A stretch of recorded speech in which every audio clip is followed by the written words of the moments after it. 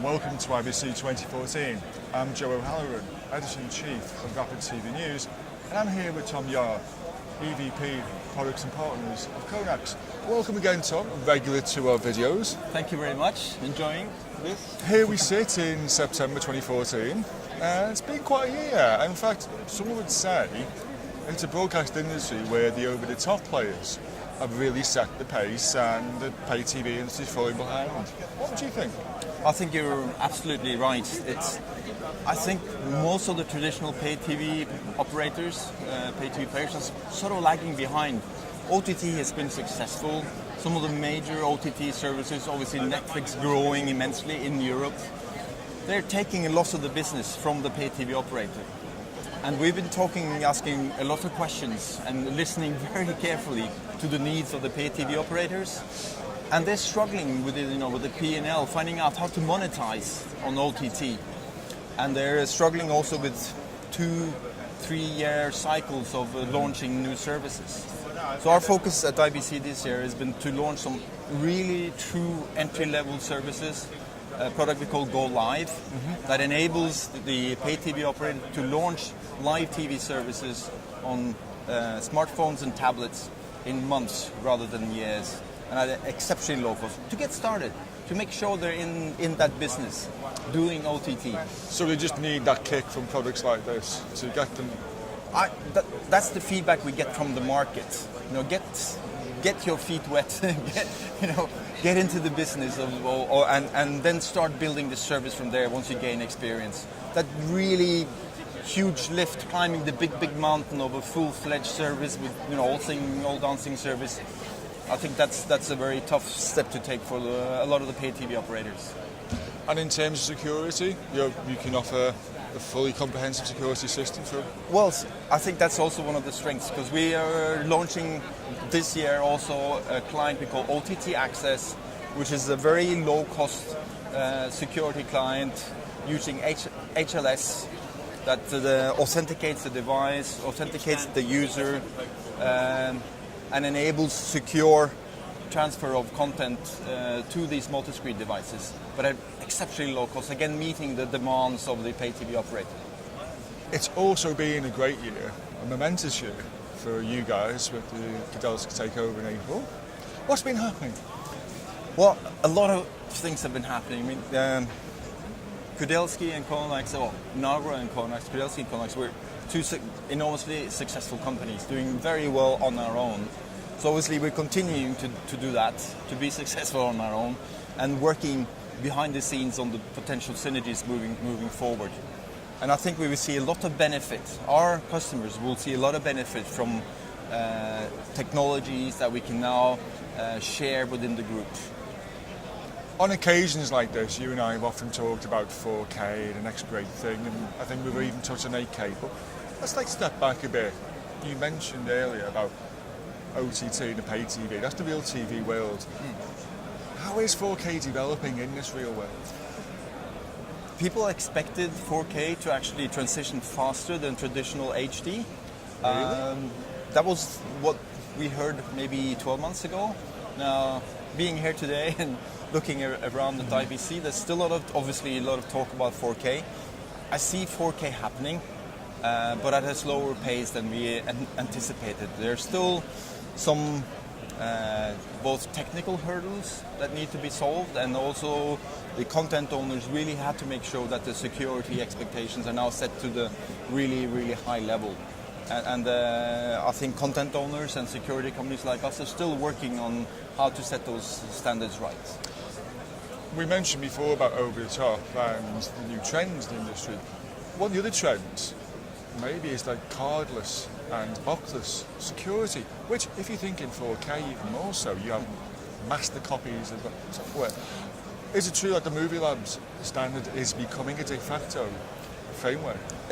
It's a best practice, and I think it will take a while before we all get and support those best practices. But it's clearly a goal. Historically, we've seen that the content owners also want to release content before we get to the best practice levels. So again, it's an ongoing process. But another very good question you had there on cardless. We're seeing a lot of new interest or increased interest for cardless. So initially, mostly targeted at emerging markets. Now we're seeing a lot of attraction, a lot of interest for cardless solutions in the advanced market. And there's a lot of new advancements within the chipsets, the broadcast chipsets, that it enables to securely create cardless solutions, even for high quality content, for HEVC based content, and so on. One of the things we do know is the strong commitment you guys had with DRM. Now, a couple of people around here have been saying there's a limited shelf life with DRM, or its evolution is under question. What do you think? That's very exciting, I think. There's a lot of things happening to DRM. DRM is getting very fragmented. So suddenly you have 3, 4, 5 different DRM standards. And also all the devices will have pre-embedded DRM, so it's going device-centric. The good thing about that is you will need a common backend that can handle all these DRM technologies. And we're exceptionally well positioned to do that. So it's a great opportunity for Conax. Now there's another interesting opportunity as well, is because of all this device fragmentation, all the DRM fragmentation, a great benefit for an operator would be to have a common DRM, making it easier to deploy new services and maintain these services. So with Conax supporting PRM from Nagra and deploy that on all the devices, that's second great opportunity. So I think anyway, whatever happens, we will win, or we will be in a very good position. Well, the position we're in right now is at IBC. So just like briefly, what's the proposition here? For Conax, we've been announcing a couple of news. Our Go Live service, the easy pay-as-you-grow service to get into the pay TV or OTT market for pay TV operators, getting off the fence, start getting your feet wet. That's one major announcement. We're also announcing, obviously, that our Conax Extend multi-screen solution is maturing. We're demoing in new UI, new apps. We are obviously talking more about cardless, but I think another question which could be very interesting as well is the synergies within the Kudelski group. So we have announced now that we will be supporting NOx. So NOx is an in-chip security technology from Nagra that can enable cardless solutions and even smart cards to be even more secure. We've announced that we will be supporting PRM, the DRM technology from Nagra, into the Conax backend. We will also add other products from the parent or sister companies like OpenTV will be available to Conax operators, and obviously adding the range of products from Smart ETV. Well, I was about to say, as Rapid TV News viewers hopefully read, about the Smart TV deal with the CAM modules. Exactly. Oh, that's excellent.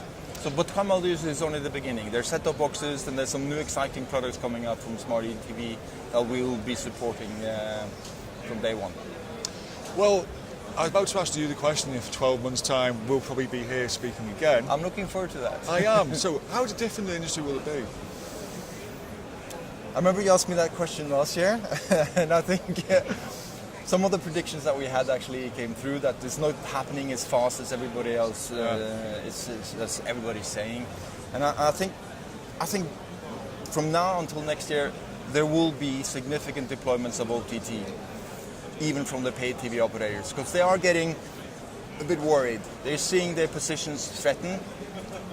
They know they have to react, and I think they're now seeing that the tools are being made available to make it happen. So I think the significant thing that will happen between now and the next 12 months will be seeing OTT traction for paid TV operators. Well, I look forward to seeing you next year, Tom. Thank you very much. Thank you.